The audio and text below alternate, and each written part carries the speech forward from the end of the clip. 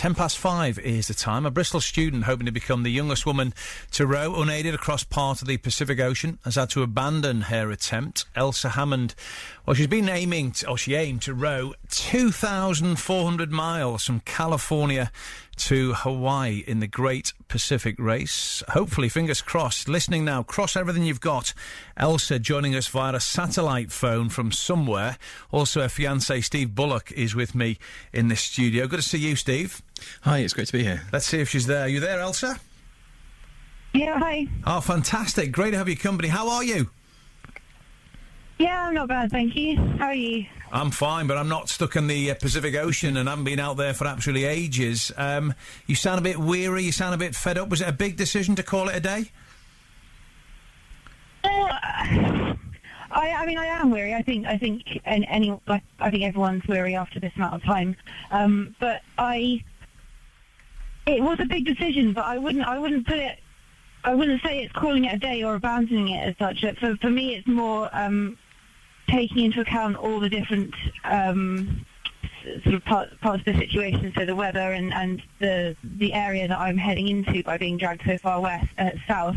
It's about taking an active decision and changing the destination. So for me, I'm not abandoning something and kind of just that's it. I've decided to change where I'm rowing to. So I'm not able to row to Hawaii anymore. And it's the condition. Is it the conditions that have got the better of you?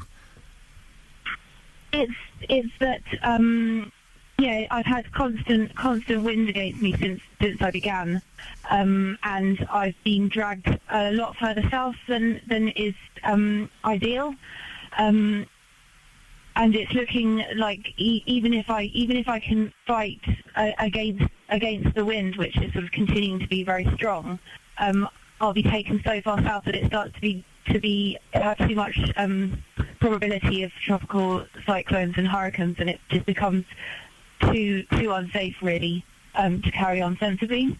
So I've decided to make a decision now to alter course and head for different land rather than risk the likelihood of being rescued by kind of helicopter later on. No, totally understandable. How tough has it been for you physically, Elsa?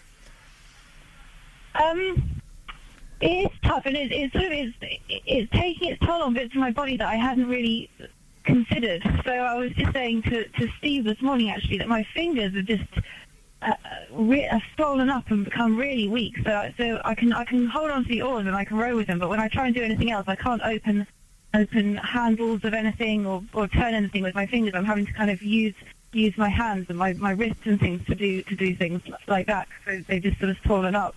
Wow. But yeah, I mean, Steve? I suppose bits up and bits are taking longer, that's all. Sure thing. I mean, Steve's here, sat with me, your fiancé. You two have a chat. I feel as though I should be bringing Steve in. Steve, have a chat with your other half? Well, we spoke earlier, but it's so great to hear your voice, Elsa. It's we're all missing you back in the UK, and I'm really looking forward to seeing you again. Yeah, I'm excited too. Yeah, the one advantage of this, one of the advantages of this choice, I mean, one is that I get to see Mexico, which I've never seen, and the other, I get to be back a little bit sooner, which is quite exciting. How worried have you been about her, Steve, while she's been out?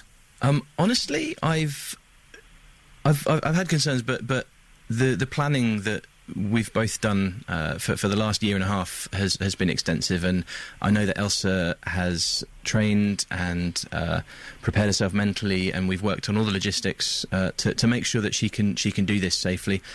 And I think making this decision is just an extension of that. We've taken the risks into account, and I think the worst thing would be for Elsa to push on recklessly and put herself and other people at risk in the future. So what's the schedule from here, Elsa? I mean, this guy, you only got engaged just before you went away. He's missing you terribly. You're missing him as well. When are you going to get back to England and to Bristol?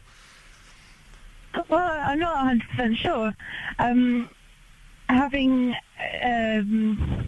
come to the decision sort of over a number of days of talking to different people and over the weekend, I've had a couple of days on parachute anchor, on the sea anchor, waiting for some really strong winds and difficult weather to pass over. And now I've got some very, very calm days, which I'm making as much now east instead of west. I'm heading east as I can.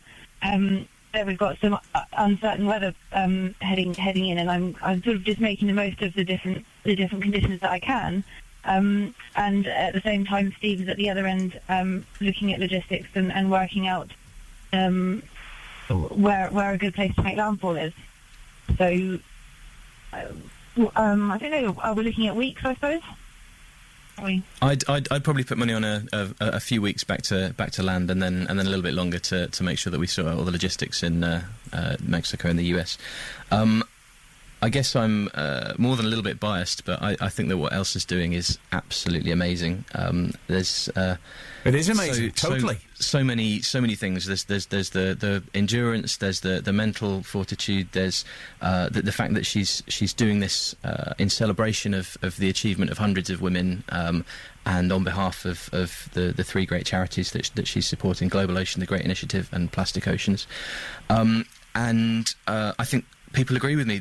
Since we made the announcement this morning, then Elsa, we've had literally hundreds of messages of support come in on the website, through Facebook, through Twitter, and they're unanimously positive. So you've got thousands of people behind you, and you're going to get through this. And I think everyone agrees this is undoubtedly the right decision to make. Yeah, you're very proud of your woman, aren't you?